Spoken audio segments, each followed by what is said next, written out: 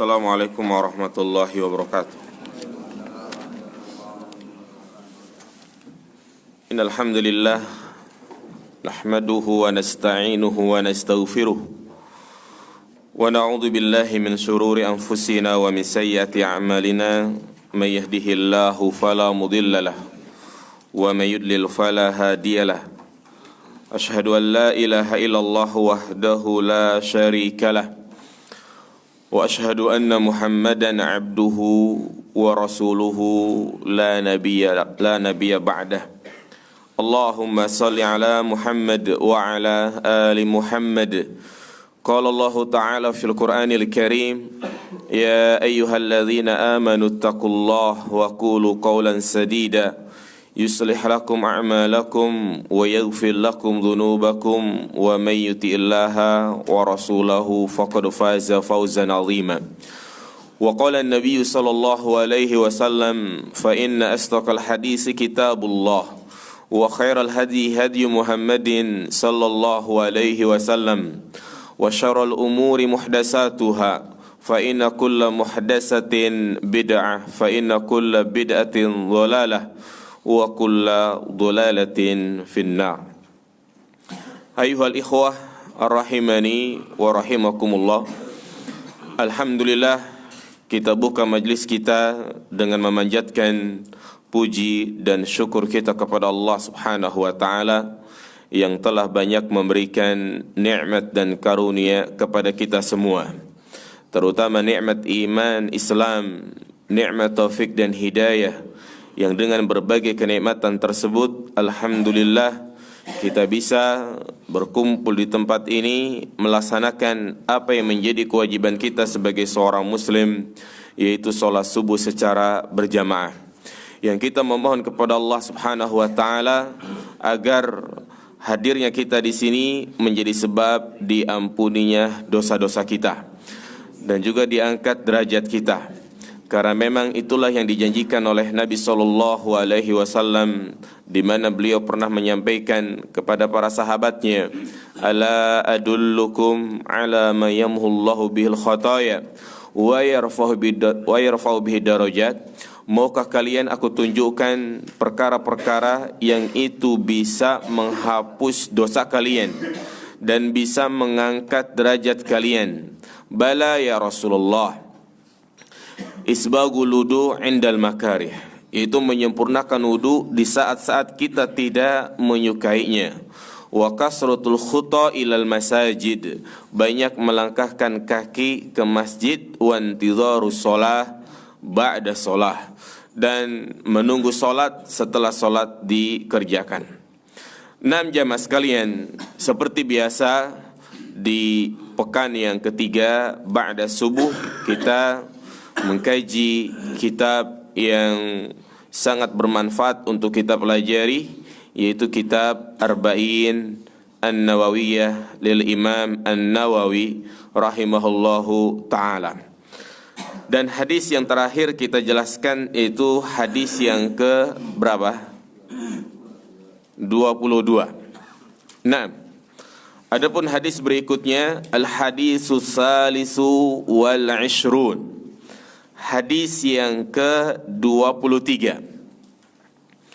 Hadis yang ke-23 ini hampir sama dengan hadis yang ke-22, yaitu tentang jalan-jalan menuju surga, sarana-sarana kebaikan apa saja yang disyariatkan di dalam Islam. Artinya, tatkala kita sudah memeluk agama Islam, maka tentu di sana banyak sekali agenda-agenda yang harus kita kerjakan. Karena memang Islam dan iman bukanlah hanya sekedar pengakuan, bukan hanya sekedar al-i'tiraf, mengaku saya muslim, bukan hanya sekedar al-iman, keyakinan akidah, tapi juga di sana ada pengamalan-pengamalan. Jadi agama Islam itu menjadi sempurna jika seseorang menjalankan perintah-perintah Allah Subhanahu wa taala, baik yang berkaitan dengan akidah atau juga amaliyah. Akidah ini berkaitan dengan amalan hati, apa saja yang harus kita imani di dalam Islam. Seperti kita beriman kepada Allah, beriman kepada malaikatnya, beriman kepada Rasulnya, dan juga beriman kepada hari akhir. Bahkan Nabi juga menjelaskan tentang cakupan-cakupan iman kepada semua itu. Dan bukan hanya perkara akidah, tetapi juga di sana ada yang namanya al-amal, yaitu amaliyah. Ini diantaranya kita akan menjelaskan amalan-amalan apa saja yang disyariatkan di dalam Islam, yang tentu ini semua menjadi bentuk kebaikan, menjadi jalan menuju surga. Ya, kita baca hadisnya. An Abi Malik Al-Haris bin Asim Al-Ash'ari, dari Abu Malik Haris bin Asim Al-Ash'ari, qala, dia berkata, qala Rasulullah sallallahu alaihi wasallam, Rasulullah sallallahu alaihi wasallam bersabda, at-tahuru syatrul iman, bersuci itu sebagian dari iman. Berarti ini perintah untuk bersuci. Walhamdulillah tamla'ul mizan, mengucapkan kalimat alhamdulillah itu bisa memenuhi timbangan.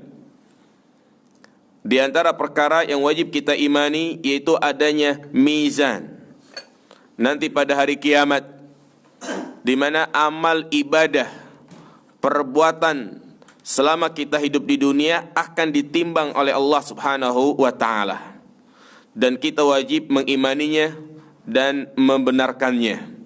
Tidak boleh kita mentakwil, tidak boleh kita memalingkan dari makna aslinya. Yang namanya mizan artinya apa? Timbangan. Dan memiliki dua daun, ya. Namun tentunya kita tidak tahu bagaimana bentuknya. Wa subhanallah walhamdulillah tamla'ani au tamla'u ma bainas sama'i wal ard. Zikir subhanallah dan alhamdulillah ini keduanya bisa memenuhi apa yang ada di antara langit dan bumi. Kalimat yang mudah, ringan untuk kita ucapkan, tetapi bisa memberatkan timbangan. Wassalatu nurun, salat itu adalah cahaya. Wassadaqatu burhanun, dan sedekah itu adalah bukti. Bukti benarnya keimanan seseorang, di mana ketika ia memiliki harta, disitulah Allah Subhanahu wa taala ingin menguji dia. Siapakah yang paling ia cintai? Apakah Allah atau hartanya? Jika dia tidak bersedekah, tidak berkurban, berarti dia lebih cinta kepada hartanya. Makanya burhan di sini artinya bukti benarnya keimanan seorang hamba. Was-sabru diyaun, dan kesabaran itu adalah sinar. Wal Qur'anu hujjatun laka au alaika, Al-Quran bisa menjadi penolong bagimu dan bisa jadi bumerang bagimu. Ya. 6. Di sini ada faedah bahasa, ada laka au alaika. Kalau menggunakan kalimat lam, al-hujjatul laka, maka ini sifatnya kebaikan. Tapi kalau alaika, ini sifatnya apa? Keburukan. Seperti kita mendoakan kebaikan kepada pemerintah kita, berarti ad-du'a ulahum, mendoakan kebaikan kepada mereka. Tapi kalau mendoakan keburukan, ad-du'a'u alaihim. Ini dalam uslub bahasa Arab ada lam, ada ala. Biasanya kalau lam untuk perbuatan yang baik, kalau ala untuk perbuatan-perbuatan yang sifatnya jelek. Kullun nasi yagdu faba'i'u nafsahu. Setiap manusia itu berbuat dan menjual dirinya, famu'tikuha au mubikuha. Ada yang memerdekakan dirinya, artinya dengan dia melakukan aktivitas berbuat justru membebaskan dia dari api neraka. Au mubikuha, dan ada juga dengan perbuatan dia justru membinasakan dia, membahayakan dia. Nah, al-jaza min jinsil amal, balasan itu tergantung dengan amalnya. Ya, ini hadis yang kita akan jelaskan. Subhanallah, hadis yang ringkas ini tentunya memiliki banyak pelajaran-pelajaran penting, faedah-faedah, mutiara-mutiara ilmu yang bisa kita amalkan dalam kehidupan sehari-hari kita. Hadis ini diriwayatkan oleh sahabat yang bernama siapa? Abu Malik Haris bin Asim al-Ash'ari. Nah, Abu Malik Haris bin Asim, nama beliau ini diperselisihkan. Al-Imam An-Nawawi menguatkan namanya itu adalah Abu Malik bin Haris bin Asim. Tentu apa yang beliau sampaikan dari nama sahabat ini Haris bin Asim ini menyelisihi pendapat-pendapat ulama yang lainnya. Kebanyakan ulama hadis mereka mengatakan bahwa nama Abu Malik Haris bin Asim ini bukan Haris bin Asim, tapi yang benar adalah Haris bin Malik. Haris bin Malik. Kenapa? Karena ini menjadi kebiasaan para sahabat di mana mereka memiliki kunyah dengan kunyah bapaknya. Apabila bapaknya Malik, berarti kunyahnya adalah Abu Malik. Seperti misalnya Jabir bin Abdillah, anaknya namanya siapa? Jabir, bapaknya Abdillah. Ternyata dia memiliki kunyah dengan nama kunyah bapaknya, Jabir bin Abdillah atau Abu Abdillah Jabir bin Abdillah. Ini kebanyakan para sahabat seperti itu, memberikan kunyah terhadap dirinya dengan nama bapaknya. Ya, makanya pendapat yang kuat bahwa namanya itu bukan Haris bin Asim, tapi Haris bin Malik. Ya, beliau adalah sahabat yang mulia yang banyak meriwayatkan hadis.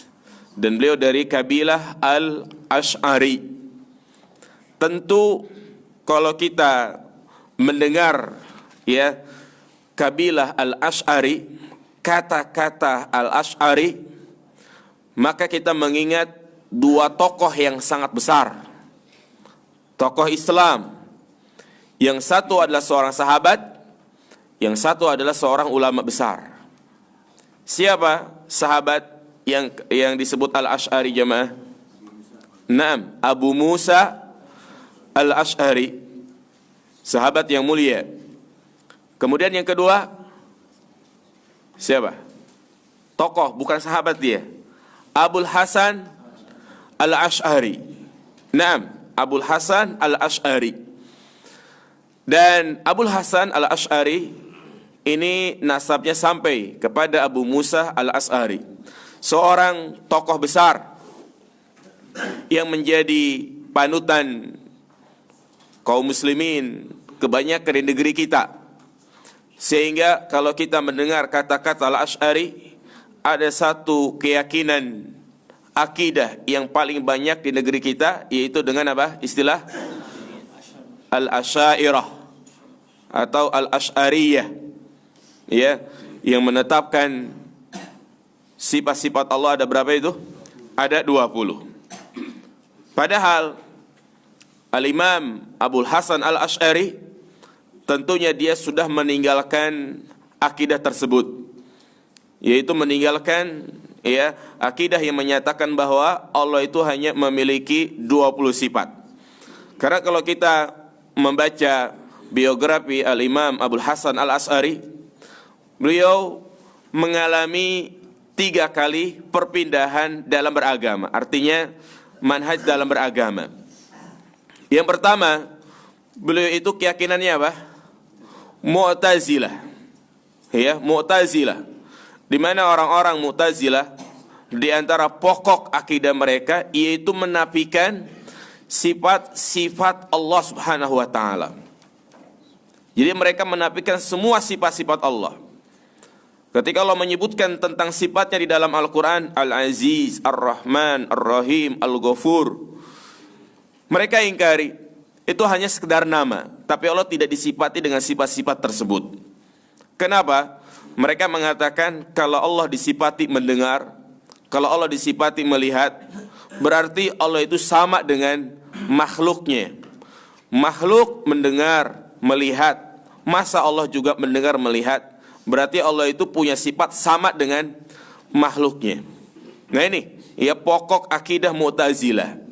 Di mana Al-Imam Abul Hasan Al-Asy'ari, kenapa dia mengikuti pemahaman ini?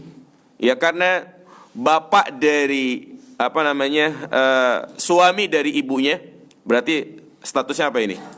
Bapak tiri, yaitu Abul Ali Al-Jubai adalah tokoh Mu'tazili, tokoh Mu'tazilah yang besar, dan Abul Hasan Al-Asy'ari bermajlis bersama bapak tirinya itu selama 40 tahun. Nah, jadi wajar dia memiliki pemahaman Mu'tazilah. Kemudian ya fase yang kedua, di mana Abul Hasan Al-Asy'ari bertemu dengan Muhammad bin Kullab, yaitu seorang tokoh yang membuat atau juga pencetus akidah Kullabiyah. Ya, Kullabiyah, yaitu yang sekarang kita kenal dengan sifat 20, yang awalnya itu menetapkan hanya 7 sifat. Kemudian bertingkat menjadi 20 sifat. Di mana fase yang kedua ini akidah Kullabiyah, ya, mereka hampir sama dengan Mu'tazilah. Kalau Mu'tazilah menafikan semua sifat-sifat Allah, kalau Kullabiyah ini menafikan sebagian sifat-sifat Allah. Berarti mereka meyakini sebagian, menafikan sebagian. Itulah yang mereka yakini yang terkumpul dalam sifat 20. Wujud, qidam, baqa, mukhalafatul hawadisi, qiyamu binafsihi, ya kudrat, iradah, dan yang lainnya. Nah, jadi mereka hanya menetapkan sifat-sifat itu. Adapun sifat-sifat zatiyah, seperti misalnya Allah beristiwa, Allah punya tangan, Allah punya mata, Allah turun ke langit dunia, itu mereka ingkari. Makanya tidak disebutkan ya di dalam sifat-sifat tersebut yang namanya istiwa, Allah punya tangan, itu mereka ingkari. Nah, dan kemudian fase yang ketiga, yaitu beliau rujuk kepada manhaj salaf, di mana ia menetapkan nama-nama dan sifat Allah yang Allah tetapkan dan Rasulullah tetapkan. Ya, ini bisa diketahui dari karangan risalah beliau yang terakhir, yaitu apa? Al-Ibanah, di mana dalam kitab tersebut disebutkan tentang di mana beliau meyakini istiwanya Allah, di mana Allah Subhanahu wa taala punya tangan dan yang lainnya. Bahkan beliau secara terang-terangan mengatakan mengikuti manhaj Al-Imam Ahmad bin Hanbal. Sedangkan Imam Ahmad bin Hanbal adalah seorang imam yang mengikuti manhaj Ahlus Sunnah wal Jamaah. Ya, itu sedikit tentang siapa? Abul Hasan Al-Asy'ari, agar kita tahu.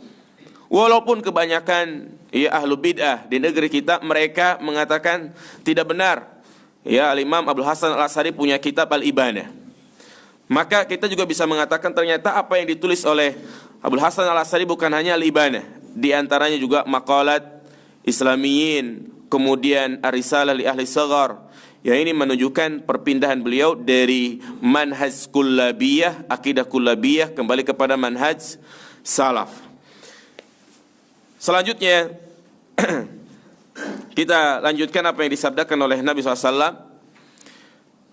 Yang pertama, Nabi menyebutkan di antara sarana-sarana kebaikan, yaitu at-tahuru syatrul iman. Kesucian, kebersihan itu bagian dari iman. inilah hadis yang sahih. Apabila kita ingin memberikan motivasi kepada orang lain untuk selalu menjaga kebersihan, menjaga kesucian, inilah hadisnya. Adapun hadis yang sering kita dengar, yang selalu ditempel-tempel di pengumuman, di pamflet-pamflet, an-nadhafatu minal iman, maka ini bukan hadis.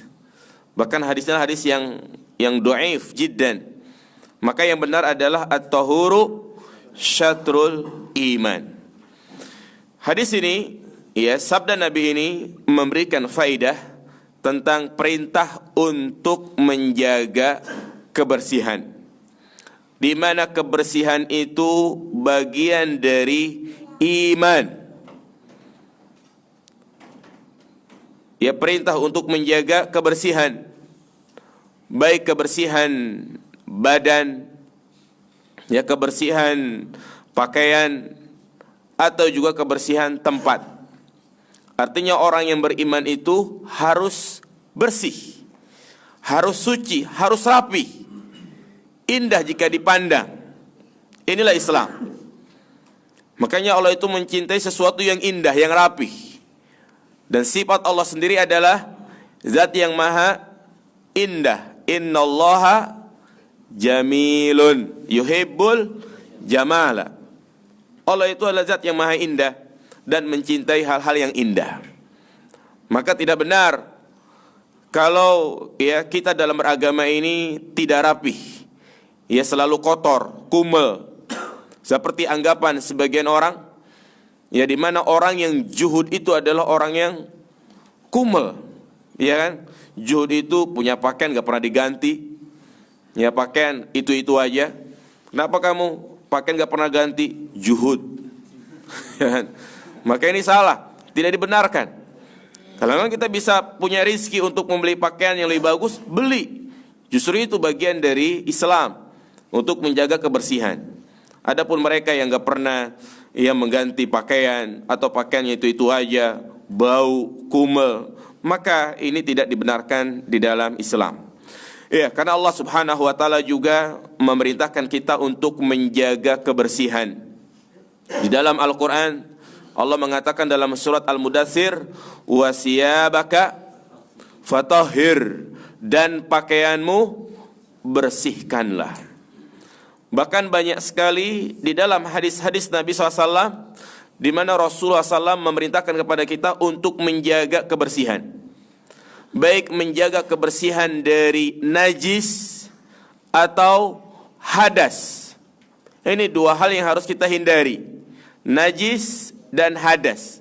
Najis itu benda yang dianggap kotor oleh syariat. Jadi yang menganggap kotor itu siapa? Syariat. Yang menetapkan kalau itu adalah najis, syariat. Bukan kembali kepada manusia.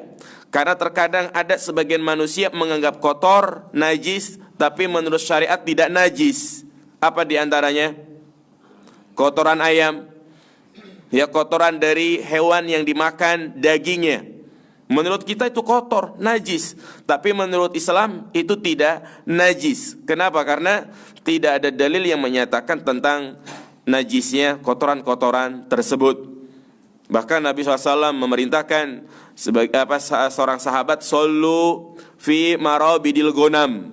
Salatlah kalian di kandang kambing. Ya, namanya kandang kambing pasti banyak apa?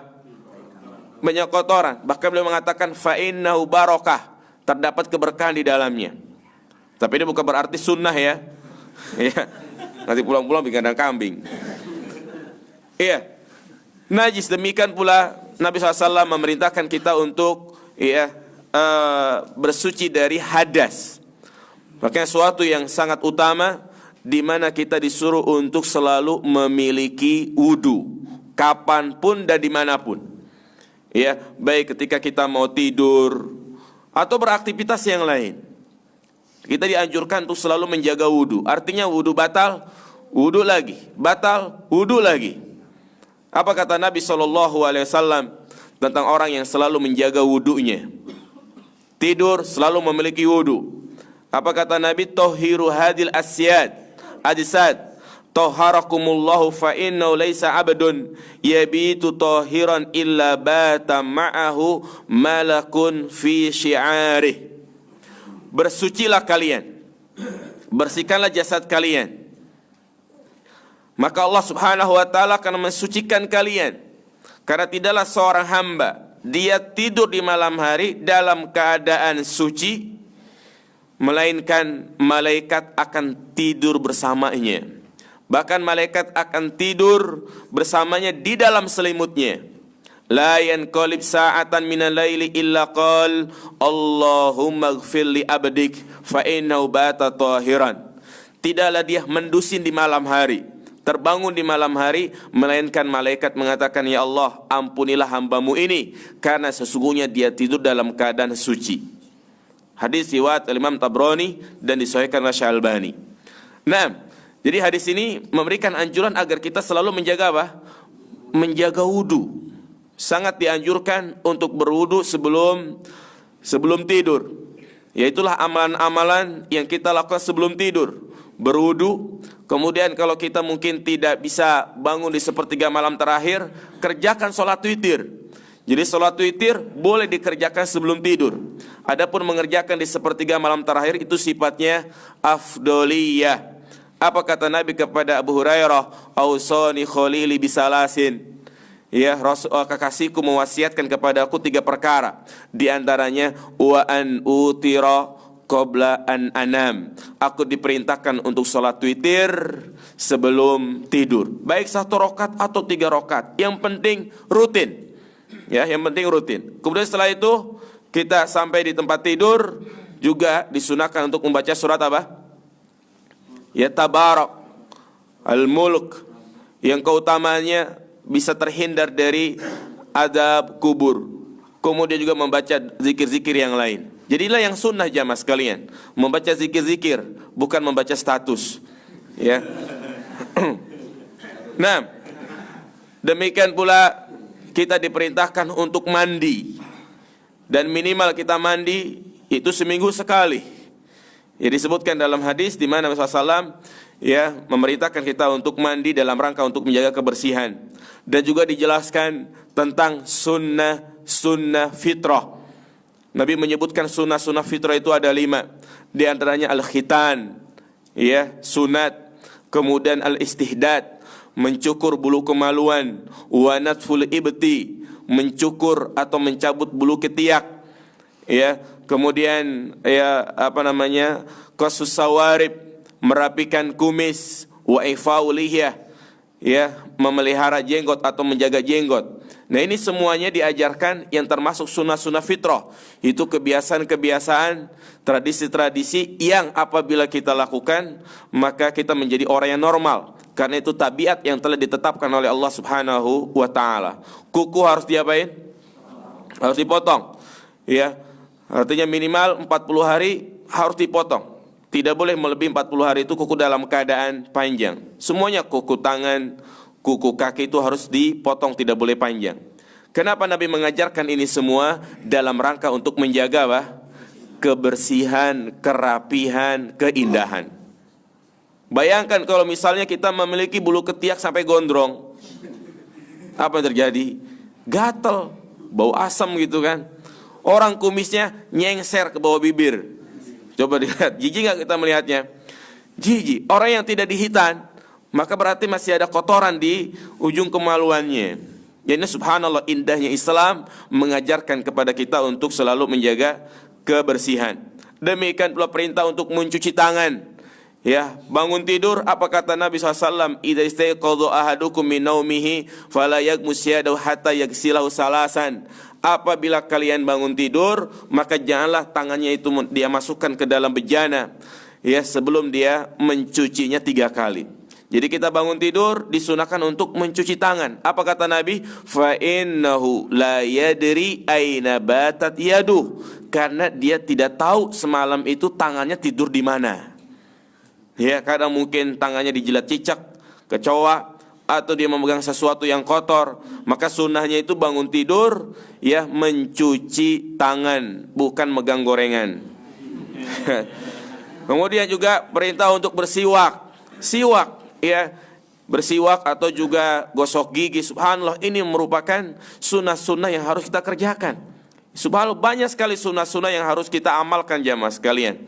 Ya, siwak. Kadang kita ya lalai dari masalah-masalah seperti ini. Mengaku sudah berhijrah, tapi hanya secara zahir hal-hal yang seperti ini sering ditinggalkan. Maka kebalikannya jamaah sekalian, mereka yang melalaikan perkara toharah, yang tidak menjaga kebersihan, yang selalu dalam keadaan kotor, justru ini akan menyebabkan dia mendapatkan azab kubur.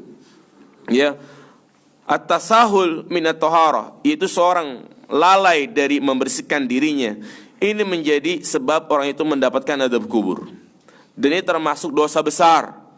Tidaklah kita ingat Nabi SAW pernah melewati 2 kuburan. Marran Nabi bi kubrain. Ya, kemudian Nabi SAW mendengar bahwa kedua penghuni kubur itu sedang diapain? Sedang disiksa. Ya, maka Nabi pun mengambil 2 pelepah kurma, ditancapkan ya ke kedua kuburan tersebut. Kemudian Nabi mengatakan, innahuma la yu'azzaban wa ma yu'azzaban fi kabirin, amma ahaduhuma fakana la yastatiru min baulih, wa amma al-akhar fakana yamshi bin namimah. Iya, Nabi SAW mengatakan sesungguhnya 2 penghuni kubur ini sedang diazab, dan tidaklah keduanya itu diazab karena perkara besar, bukan karena permasalahan besar. Amma ahaduhuma, adapun salah satunya, la yastatiru min bauli, tidak menjaga kencingnya. Apa maksudnya tidak menjaga kencingnya? Dia kencing sembarangan. Dimanapun dia pengen kencing, dia kencing di situ. Di jalan dia pengen kencing, udah kencing di bawah ban, ya kan, di bawah mobil, di bawah tembok, ya. Kemudian juga kencing tidak cebok, termasuk la yastatiru min bauli. Ya, atau juga kencing dia biarkan percikan air kencingnya itu mengenai pakaiannya, atau juga dia menyisahkan bau. Ya, maka termasuk bukan adab yang baik ketika dia masuk kamar mandi BAB atau BAK, dia tinggalkan kamar mandi dalam keadaan masih ada bekas-bekas kotorannya, enggak disiram. Ya, ini termasuk perkara yang bisa menjadi sebab orang itu mendapatkan apa? Azab kubur. Ya, ini makanya Nabi SAW mengatakan seperti ini. Ya, disebabkan karena dia tidak menjaga kencingnya, dan yang kedua karena apa? An-namimah, ngadu domba, ular berkepala 3. Ngomong di sana beda, di sini beda, sehingga terjadi apa? Permusuhan.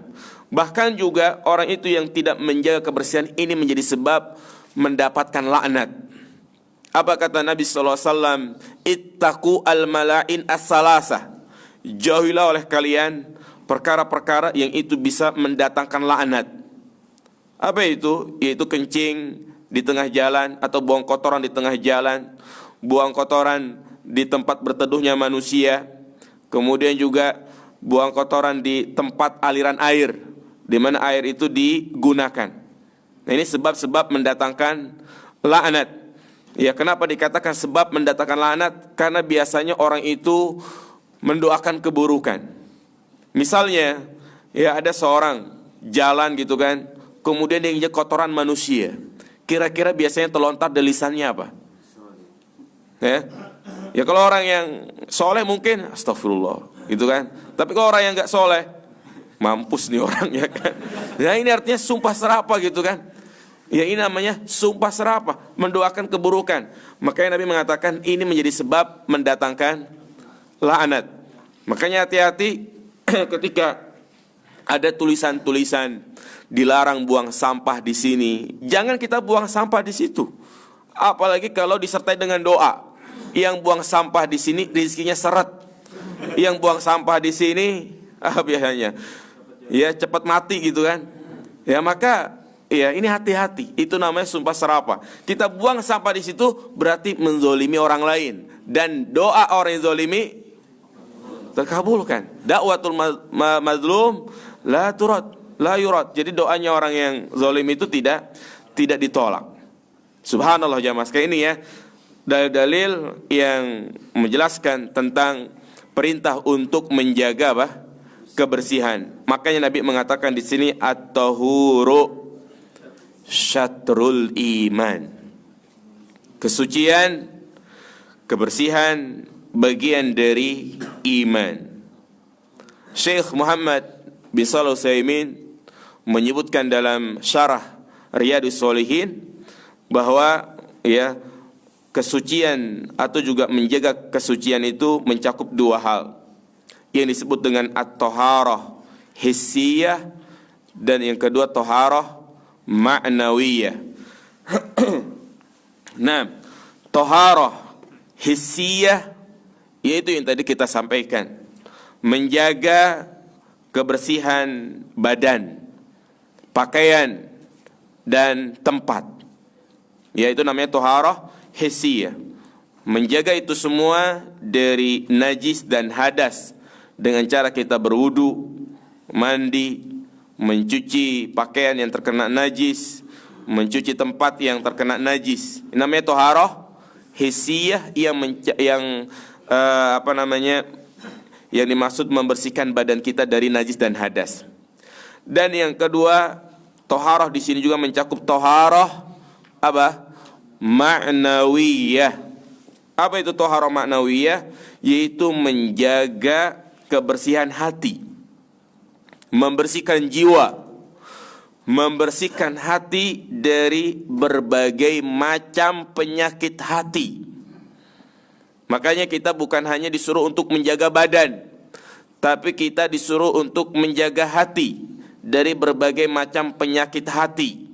Syirik, riya, ujub, sombong, hasad, iri, ghibah, namimah, bakhil, pelit, koret, nentet, medit, gitu.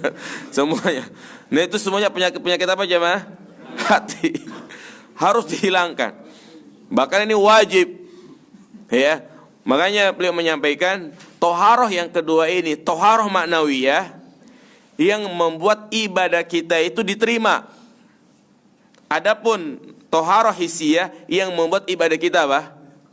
Sah. Perhatikan ini, ya, faedah yang sangat bagus sekali.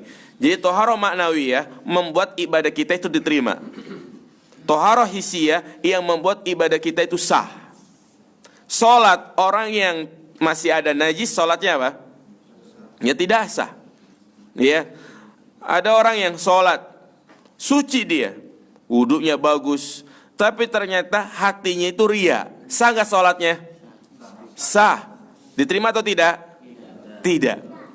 Orang yang melaksanakan ibadah haji tapi hatinya riya, ingin disebut sebagai Pak Haji, Bu Haja, ya, sah enggak hajinya? Sah, tapi tidak diterima. Makanya kita dalam beribadah bukan hanya berusaha bagaimana ibadah kita sah, tapi juga berusaha bagaimana agar ibadah kita diterima. Karena ada ibadah itu yang sifatnya hanya sah saja, tapi tidak diterima. Orang yang mendatangi dukun, maka dia sholatnya tidak diterima selama 40 hari 40 malam. Apakah dia gak perlu sholat? Tetap sholat, hanya menggugurkan kewajibannya saja, tapi sholatnya itu tidak diterima. Ya, innallaha yuhibbut tawwabin wa yuhibbul mutatahhirin. Allah mencintai orang-orang yang bertaubat dan juga orang-orang yang bersuci. Bersuci di sini mencakup taharah hissiyah dan taharah ma'nawiyah. Iya. Kemudian jamaah sekalian, perhatikan. At-tahuru syatrul iman. Bersuci itu sebagian dari iman. Ya. Jadi kalau kita berbicara tentang cabang keimanan kan banyak ya. Ya, seperti Nabi menyebutkan itu ada 70 cabang. Ya, diantaranya menyingkirkan gangguan di jalan, itu cabang dari iman. Nah, dikatakan di sini diantara cabang keimanan adalah kebersihan. Namun Nabi mengatakan sebagian, ya kan? At-tahuru syatrul iman. Kebersihan itu sebagian dari iman. Sebagian lagi apa? Ya kan? Kalau memang kebersihan ini sebagian, Berarti sebagiannya lagi apa? Apa jamaah sekalian? Bisa dipahami kan nih? Jadi kan misalnya nih menjaga kebersihan ini kan 50%. 50%-nya lagi apa? At-tahliyah. At-tahliyah artinya berhias, ya. Maka ini yang perlu dipahami jamaah sekalian. Di mana ya jika ini berkaitan dengan kebersihan hati, ini kita berbicara kebersihan hati dulu ya.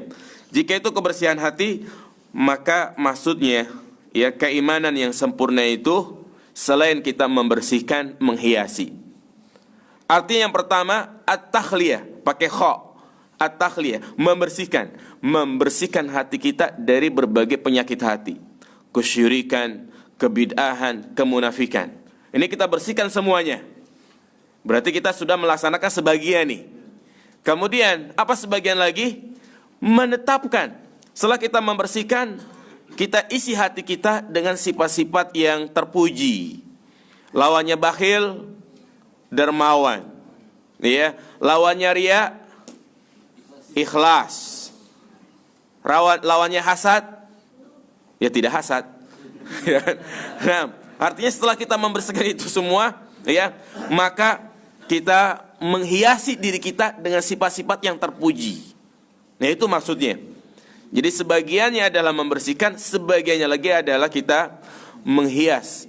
Makanya kan kalimat la ilaha illallah itu belum dikatakan sempurna kalau dia tidak memenuhi dua syarat, menafikan dan menetapkan. Kalau hanya menetapkan tidak menafikan juga belum sempurna. Kadang ada orang, dia menetapkan Allah itu adalah zat yang diibadahi, dia sholat, dia puasa, tapi tidak membersihkan kesyirikan, masih berdoa kepada selain Allah, berarti belum sempurna. Nah, ini kalau berkaitan dengan hati. Demikian pula kalau berkaitan dengan toharoh hissiyah. Iya. Jadi orang itu dikatakan indah, rapi, kalau dia membersihkan dan juga berhias. Ya, kalau hanya berhias doang, tidak membersihkan, maka kurang indah. Contoh misalnya orang BAB nggak cebok, langsung dandan begitu kan, rapi gitu kan dilihatnya, tapi dia tidak cebok, berarti kan masih ada kekurangan. Anak kita nih supaya rapi, langsung dipakein bedak, didandanin, atau dimandiin dulu. Mandiin dulu ya kan, dimandiin ini membersihkan. Kemudian setelah itu berhias, dikasih bedak, dikasih segala macam gitu kan, supaya indah. Nah ini, jadi yang dimaksud dengan sebagian dari iman, ya. Jadi kebersihan sebagian dari iman yang disebut namanya at-takhliyah. Kemudian sebagiannya lagi adalah at-tahliyah, yaitu berhias. Ini poin yang pertama, ya, di antara sarana-sarana kebaikan, di antara ya amalan yang harus kita jaga, yaitu selalu menjaga kebersihan, kesucian, kerapihan, dan keindahan. Kemudian yang kedua, apa kata Nabi? Apa yang kedua jamaah sekalian? Naam, walhamdulillah tamla'ul mizan wa subhanallah walhamdulillah tamla'ani au tamla'u ma bainas sama'i wal ardi. Mengucapkan alhamdulillah ini bisa memberatkan, memenuhi timbangan.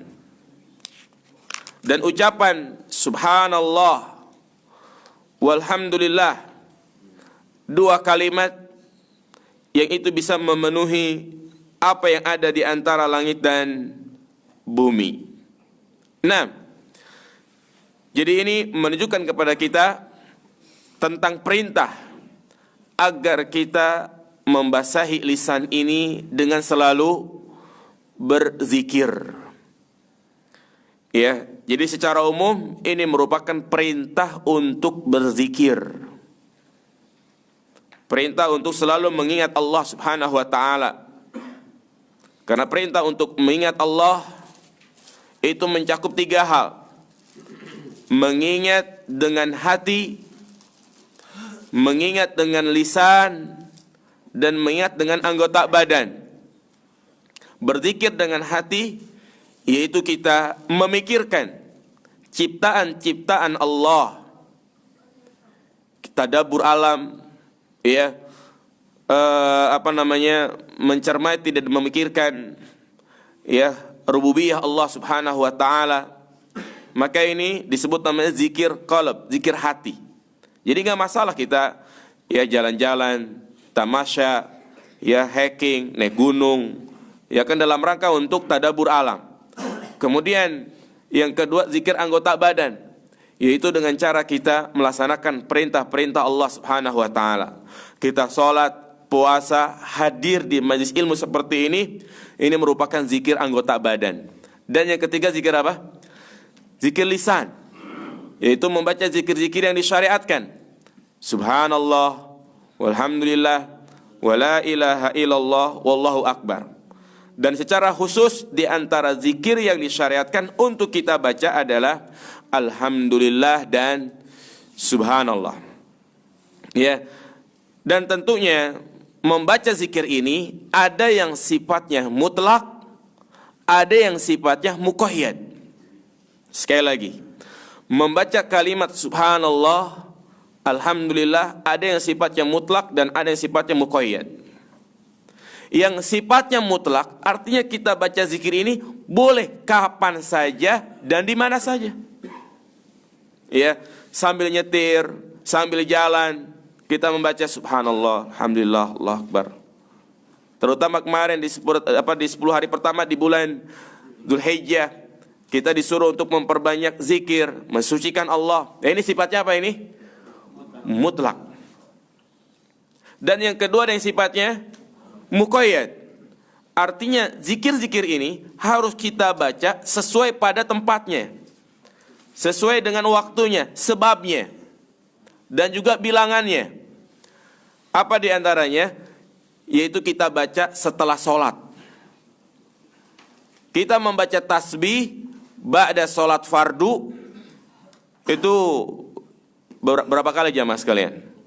33. Alhamdulillah 33. Allahu akbar 33. Ya udah berarti ini kita baca 33. Tidak boleh lebih. Kalau dia ingin membaca kurang, disebutkan dalam riwayat yang lain itu boleh berapa? 10. Tapi nggak boleh lebih. Iya nggak boleh, mumpung masih lama nih masuk kerja, ya kan, istirahatnya masih lama, tambahin 100. Nah ini berarti termasuk perkara apa ini? Bid'ah dalam agama. Dan kita bacanya juga setelah sholat apa ini? Setelah sholat fardu. Kalau kita baca setelah sholat sunnah boleh nggak? Setelah sholat sunnah enggak boleh, karena hadis-hadis yang ada menjelaskan setelah sholat fardu. Terus kalau kita ingin berzikir setelah sholat sunnah, apa zikirnya jamaah? Sama enggak dengan sholat fardu kita zikirnya? Ya, beda. Kalau beda apa yang dibaca? Nah, iya. Jadi di antara zikir yang disunahkan untuk setelah sholat sunnah hampir sama dengan zikir selesai sholat fardu, tetapi hanya 2 kalimat. Astagfirullah, astagfirullah, astagfirullah, Allahumma antas salam wa minkas salam, tabarakta ya dzal jalali wal ikram. Cukup, enggak ditambahin Allahumma antas salam wa minkas salam fa hayyina rabbana bisalam. Ya. Jadi ini zikir yang kita baca selesai salat sunnah. Adapun zikir setelah salat fardu tadi, ya panjang, baca ayat kursi dan yang lainnya. Ya, demikian pula kita baca alhamdulillah ini ketika apa? Secara khusus. Setelah makan ya. Setelah makan. Setelah buang air, setelah BAB kita baca apa? Gufronak. Iya kan? Gufronak. Makanya kalau misalnya dia keluar dari kamar mandi yang dia baca alhamdulillah, boleh enggak? Pokoknya setiap keluar kamar mandi alhamdulillah, lega rasanya. Ya kan? Jadi bid'ah jamaah sekalian. Yang benar adalah gufronak, ya inilah syariat. Memang kalau secara akal kita seharusnya habis BAB ngucapin alhamdulillah, plong ya kan. Nahan berjam-jam di mobil gitu kan, macet lagi. Nah orang nggak bisa BAB, ya repot gitu kan. Nah ini artinya kenapa dia kok minta ampun gitu loh, gufronak bukan alhamdulillah. Kenapa jamaah sekalian? Nah karena memang di kamar mandi itu kita ya tidak berzikir, ya kan? Dan juga sebagian ulama mengatakan ketika kita toharah hissiyah, membersihkan najis dari tubuh kita, kita juga membersihkan diri kita dari dosa-dosa dengan cara kita beristighfar. Ya, demikian pula kita membaca alhamdulillah setelah apa? Bersin. Ya kan? Setelah bersin, alhamdulillah. Cukup alhamdulillah saja. Tidak perlu kita tambah alhamdulillah wassalatu wassalamu ala rasulillah. Karena pernah ada sebagian seorang itu kan, ada seorang yang bersin di samping Abdullah bin Umar. Ya, setelah bersin dia baca subhanallah, alhamdulillah wassalatu wassalamu ala rasulillah. Ibnu Umar mengingkari, jangan kau katakan seperti itu, cukup ucapkan alhamdulillah, karena itu yang sunnah. Ya, tidak boleh kita menambah-nambahi zikir-zikir yang sudah ada, dan juga tidak boleh kita menempatkan di tempat yang lain. Ya, biasanya baca alhamdulillah kapan itu? Setelah sendawa. Alhamdulillah. Ya, ini gak ada sunnahnya jamaah sekalian. Kalau sesekali, ya kita bersyukur alhamdulillah boleh. Tapi setiap sendawa, alhamdulillah. Tahu-taunya sendawa-sendawa terus, asam lambungnya naik ya. Nah, ini jamaah sekalian ya, perintah untuk berzikir sesuai pada tempatnya. Alhamdulillah artinya segala puji bagi Allah. Alhamdu dikatakan oleh Syekhul Islam Ibn Taimiyah dan juga Imam Ibn Qayyim Al-Jauziyah, yang dimaksud dengan alhamdu, memuji Allah, yaitu wasful mahmudi bil kamali mahabbatan wa ta'zima, yaitu engkau memuji Allah, menyifati zat yang kamu puji, itu memuji Allah dengan kesempurnaan, didasari dengan kecintaan dan pengagungan. Itu disebut namanya alhamdu. Jadi sekali lagi, alhamdu, kita memuji Allah dengan penuh kecintaan dan pengagungan. Maka pujian yang disertai dengan kecintaan dan pengagungan itu hanya boleh ditujukan kepada Allah Subhanahu wa ta'ala. Adapun pujian sesama makhluk, pujian sesama manusia, maka tidak boleh atas dasar kecintaan dan pengagungan. Ini bisa termasuk ke dalam perbuatan Perbuatan syirik. Makanya ketika seseorang memuji orang lain, seorang guru memuji muridnya, ini dalam bahasa Arab bukan diistilahkan dengan alhamdu, tapi al-madhu. Jadi ada alhamdu, ada al-madhu. Kalau alhamdu itu pujian kepada Allah, tapi kalau al-madhu pujian kepada manusia. Ya, pujian kepada manusia. Berarti ini boleh saja kita memuji, ya, untuk memberikan motivasi, tapi sifatnya jangan berlebihan. Dan kita pun jangan GR ketika diuji, dipuji gitu kan, terbang lagi ntar puji. Ya. Nah, makanya disebutkan dalam beberapa syair, walihada yaqa ma insan la yuhibbul mamduh lakinnahu yuridu yanalu minhu syai'. Di mana ada orang didapati dia sebenarnya tidak mencintai orang yang dipuji, tapi dia memujinya itu dalam rangka untuk mendapatkan sesuatu. Tajidu ba'da suara yakifu amamal umara thumma ya'ti lahum bi awsaf azimah la mahabbatan fihi walakin mahabbatun fil mal. Sebagian para syair dahulu mereka selalu membuat syair-syair indah untuk memuji rajanya. Tapi mereka membuat syair-syair indah untuk memuji rajanya bukan didasari kecintaan, bukan didasari karena pengagungan, tapi karena ingin dapat duit, ingin dapat harta. Ya, maka ini bukan disebut dengan al-madhu, tapi bukan alhamdu, tapi namanya al-madhu. Nah, kenapa kita memuji Allah dan kenapa Allah itu harus dipuji? 6 jamaah sekalian, ada 2 sebab kenapa kita harus memuji Allah. Yang pertama, karena Allah adalah zat yang memiliki sifat-sifat yang sempurna. Ya, Allah memiliki sifat-sifat yang sempurna, tidak ada kekurangan sama sekali, dan tidak ada sifat yang kurang dari sempurna. Dan yang kedua, karena begitu banyak nikmat yang Allah berikan kepada kita. Ya. Dan ketika ada orang yang memberikan sesuatu kepada kita, maka kita disuruh untuk berterima kasih. Demikian pula begitu banyak nikmat yang Allah berikan kepada kita, maka sudah seyogianya kita berterima kasih kepada Allah Subhanahu wa taala dengan cara mengucapkan alhamdulillah, atau diaplikasikan dengan melaksanakan perintah-perintahnya. Inilah yang disebut dengan syukur.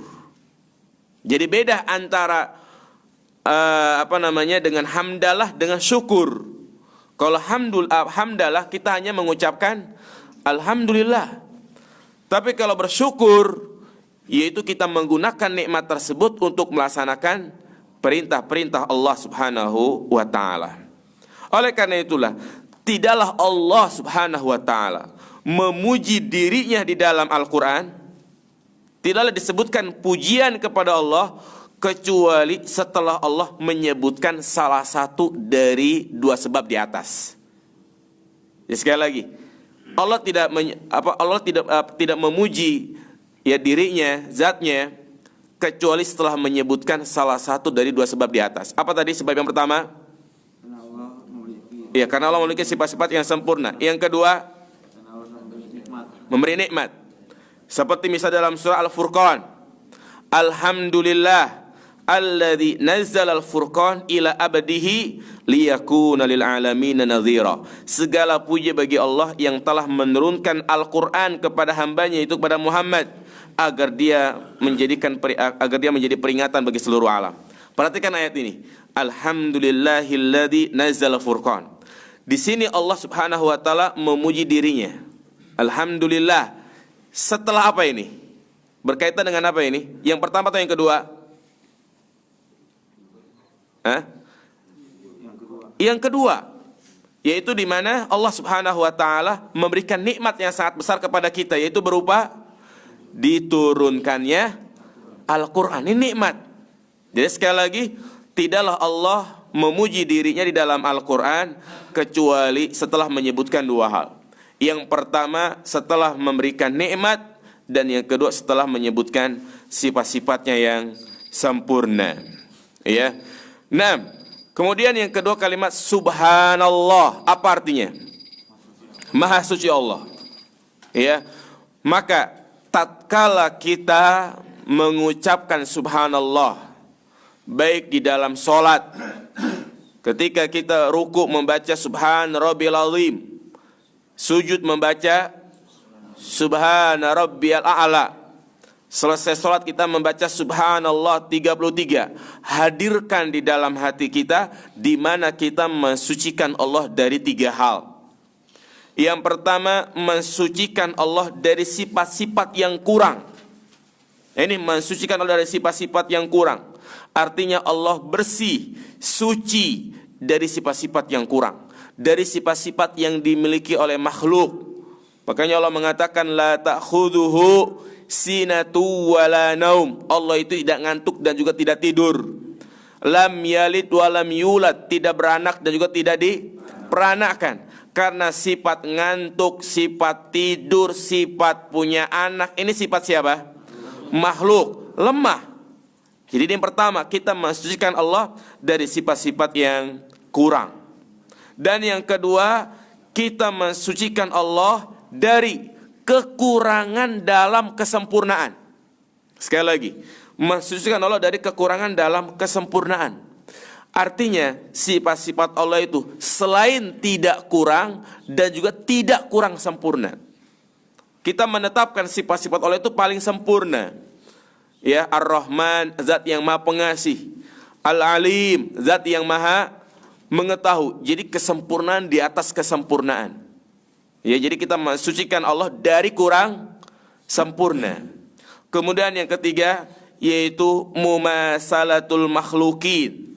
Kita mensucikan Allah dari menyerupai dengan makhluk. Ya. Jadi di antara tauhid asma wa sifat yang wajib kita imani bahwasanya Allah Subhanahu wa taala ya tidak sama dengan makhluknya. Apa kata Allah? Laisa kamitsli syai'un wa huwas samiul basir. Dialah Allah Subhanahu wa taala yang tidak sama dengan makhluknya, karena menyerupakan kepada makhluk ini berarti sesuatu yang lemah. Ya. Jadi kalau dia menyerupakan sesuatu dengan yang lemah berarti sama saja mencelaknya. Seperti misalnya dalam sebuah syair dikatakan, alam tara anna saifa yankusu qadrahu idza qila anna saifa amdo minal hasa. Ya. Tidaklah engkau mengetahui bahwasanya pedang itu akan berkurang kualitasnya. Ya. Jika engkau katakan pedang itu lebih tajam dari tongkat. Tongkat tajam enggak? Ya enggak ya kan? Tapi kalau dikatakan pedang itu lebih tajam dari tongkat, ya ini sama saja melemahkan. Kecuali kalau kita katakan golok itu lebih tajam dari samurai. Ya kan, berarti ini pujian.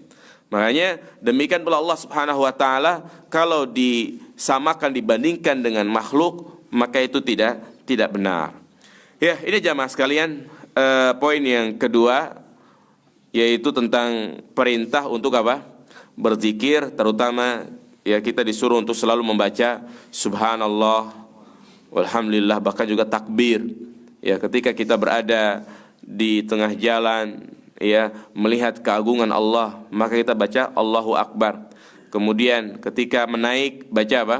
Allahu Akbar. Ketika jalan menurun subhanallah. Melihat keindahan-keindahan subhanallah, atau juga masya Allah. Ya, ketika kita melihat sesuatu yang berbau maksiat, maka ucapkan apa? Astaghfirullah. Itu yang harus kita ucapkan jamaah sekalian. Inilah ya adab-adab yang harus kita biasakan. Membasahi lisan dengan takbir, membasahi lisan dengan tasbih. Melihat sesuatu yang indah subhanallah. Jangan bujuk buneng gitu kan. Nah, ya, jadi itu mungkin yang bisa saya sampaikan. Masih panjang kelanjutannya. Tadi saya ingin sampaikan tentang kaidah-kaidah berzikir. Ya, saya kira cukup, mungkin di pertemuan yang akan datang diingatkan saya untuk membahas ya kaidah-kaidah yang berkaitan dengan zikir. Karena ini penting untuk kita ketahui, jangan sampai zikir yang kita lakukan itu ditolak karena tercampur perkara-perkara bid'ah dalam agama. Ya, bagaimana zikir dengan tasbih, apa hukum berzikir dengan berjamaah, ya berzikir dengan satu suara. Nanti ada kaidah-kaidahnya. Bagaimana dengan berzikir kalau seandainya ya zikir itu memiliki banyak lafaz. Seperti kita dalam sujud kan banyak doanya itu kan, Subhul Kudus, Rabbul Malaikat wa Ruh, Subhana Rabbil A'la. Bagaimana cara membacanya? Ya mungkin soal kita akan sampaikan di pertemuan yang akan datang insyaallah taala. Iya, silakan yang mau bertanya. Iya, silakan. Sebagian orang membaca alhamdulillah ketika mendengar azan, ada syariatnya.